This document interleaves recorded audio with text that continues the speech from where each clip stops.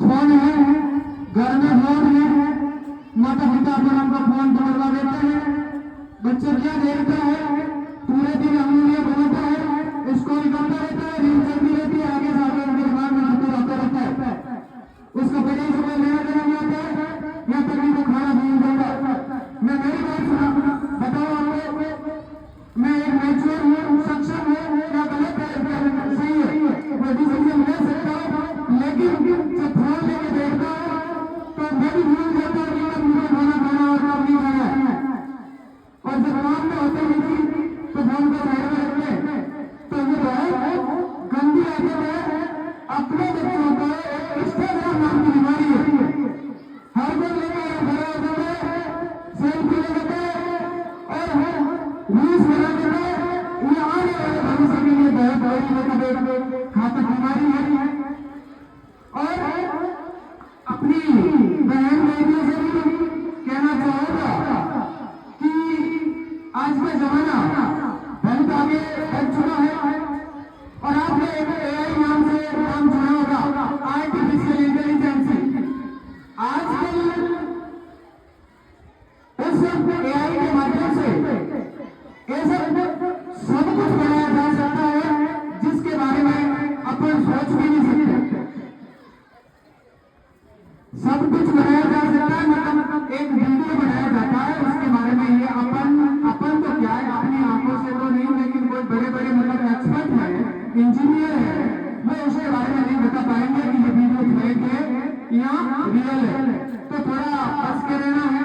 मैं एक ही बात कहूंगा कि शिक्षा, आप भूखे रहते हो, प्यासे रहते हो, आपके कपड़े पहनने के लिए पैसे नहीं है, खाने पीने के लिए पैसे नहीं है, लेकिन अपने बच्चों को शिक्षा जरूर दिलवाओ। ये मेरा एक विशेष निवेदन रहेगा कि आप बहुत आगे बढ़ चुके हैं, लेकिन आप शिक्षा के प्रति जो गंभीरता नहीं दिखाते, वो बहुत बड़ी मतलब एक अपनी कमी है, गलती है।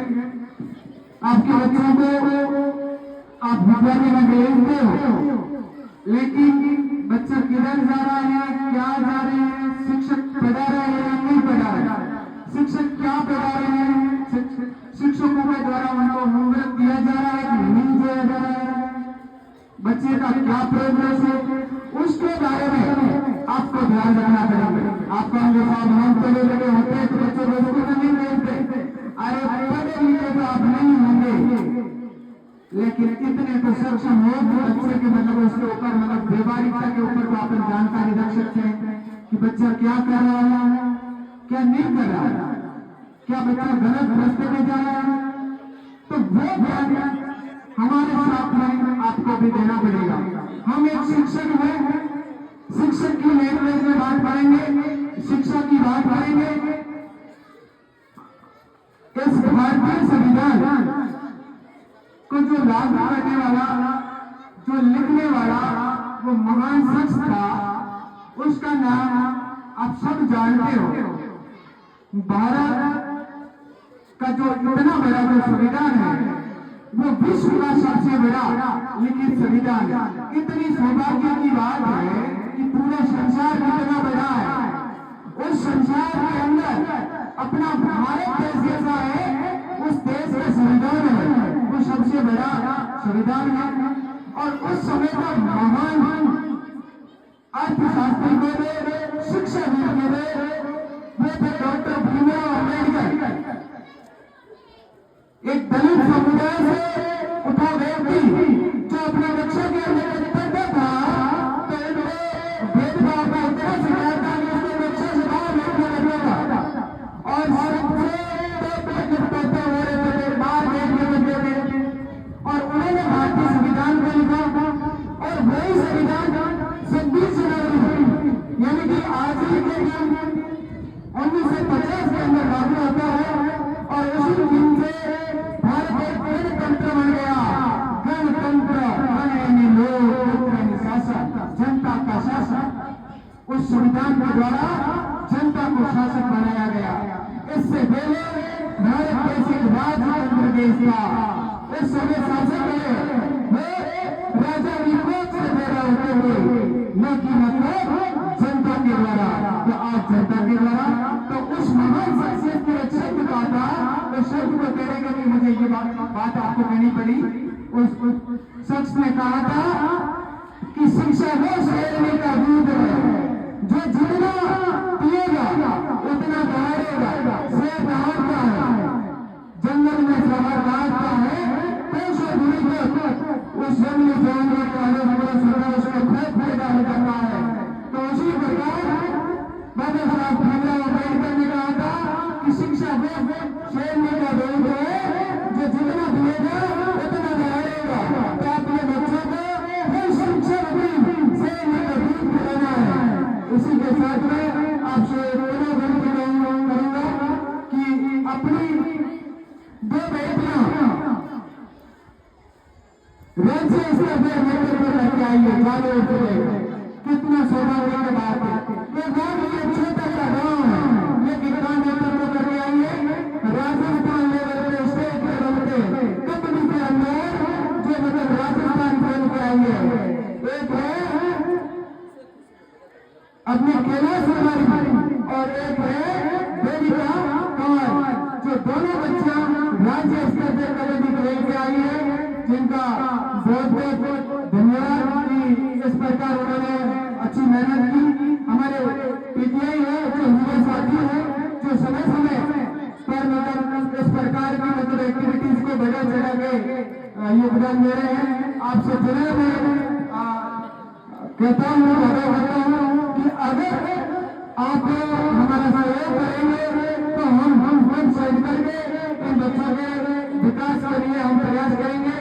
बाबा साहब जो लंबी सूची है, जो आज के अनुष्ठान में बाबा साहब श्रीमान प्रकाश जी जो रुगनाथ राम जी के सुपुत्र हैं, उनकी ओर से ये जो आवाज मेरी पहुंच पा रही है आपका, उस साउंड के बाबा साहब गन्नाराम जी नाथाराम जी देवासी है, और चाय पानी की व्यवस्था दूधाराम जी प्रभुराम जी सोटी की ओर से।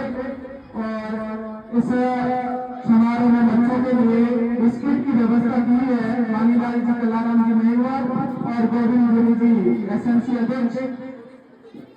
मेन गेट जो आपके सामने दिख रहा है, मेन गेट उस गेट में बना करके तैयार किया है देवजी राम जी देवासी के सुपुत्र घनश्याम राम जी विख्यात साहब और प्रभुराम जी उनकी तरफ से।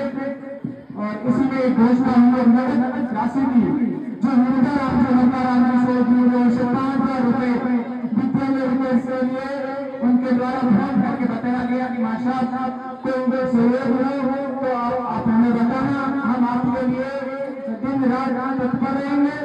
और उसी के साथ में उन्होंने अपने मन से घोषणा की है 5,000 रुपए नगद की घोषणा जो विद्यालय विकास के अंदर। इसी प्रकार आगे 15 अगस्त के लिए खाने की व्यवस्था भीरमाराम जी हरदाराम जी की तरफ से। उसके बाद आगामी 26 जनवरी 2027 के लिए मुक्ताराम जी हरदाराम जी, 15 अगस्त 2027 के लिए शांतिलाल जी दर्ज उनकी तरफ से मिश्रण की व्यवस्था हो रही है। और उससे भी आगे जो नाम आए हैं हाजाराम जी के सरपंच उनकी तरफ से खाने की व्यवस्था। और उससे आगे कृष्ण कुमार जी उनकी तरफ से ये व्यवस्था मिष्ठान की हुई है। और उससे अलावा समय समय पे राज्य सरकार के निर्देशों के अनुसार हम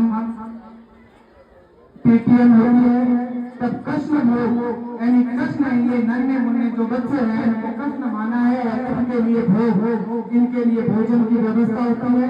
वो भी समय समय पे मतलब भामाशाहों के द्वारा करवाई जा रही है। तो भामाशाह में जो कृष्ण भोग का लाभार्थी बने उनका भी विद्यालय परिवार की ओर से खूब स्वागत, अभिनंदन और आभार। और जो कुर्सियों के भामाशाह है वो काफी सूची लंबी है और उन सभी भामाशाहों का विद्यालय परिवार की ओर से खूब खूब आभार, धन्यवाद। आप ऐसे हमसे जुड़े रहिए, हम ऐसे आगे कारवां बढ़ाएंगे और विद्यार्थियों की शिक्षा के लिए आप अपना अमूल्य समय निकाल के दीजिए, जिससे मतलब आने वाले समय के लिए एक सुखद और सार्थक परिणाम आपके सामने पेश किया जाए। और आपसे निवेदन कि जब पीटीएम होती है पेरेंट टीचर मीटिंग, उसमें आप अपनी उपस्थिति थोड़ा देने का कष्ट करें तो अच्छा रहेगा। इसी के साथ में जो परीक्षा परिणाम को उन्नयन करने के लिए भामाशाहों के द्वारा जो सहयोग किया गया वो आनंद जी चौधरी, नगाराम जी मीराम जी देवासी, देवजी राम जी गानाराम जी चौधरी और बजराम जी हीराराम जी चौधरी, इनके द्वारा नन्हे मुन्ने बच्चों के लिए, इनके प्रेरणा के लिए जो बोर्ड परीक्षाओं में और सामान्य परीक्षाओं के अंदर सार्थक परिणाम लाने पर उनका सहयोग राशि दी गई है इनाम के रूप में, इसलिए उनका भी खूब खूब